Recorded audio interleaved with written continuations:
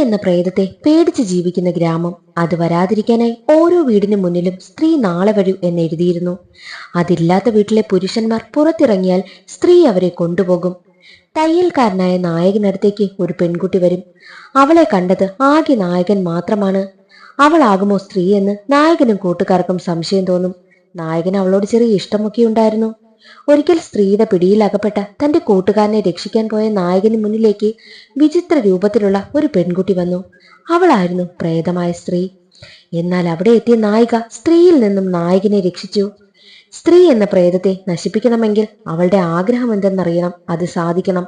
ആഗ്രഹം എന്തെന്നാൽ വിവാഹമായിരുന്നു.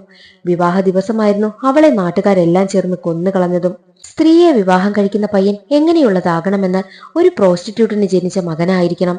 അങ്ങനെ പയ്യനെ അന്വേഷിച്ച് നടക്കുന്ന സമയത്താണ് നായകൻ പ്രോസ്റ്റിറ്റ്യൂട്ടിന് ജനിച്ചതാണെന്നുള്ള കാര്യം അറിയുന്നത്.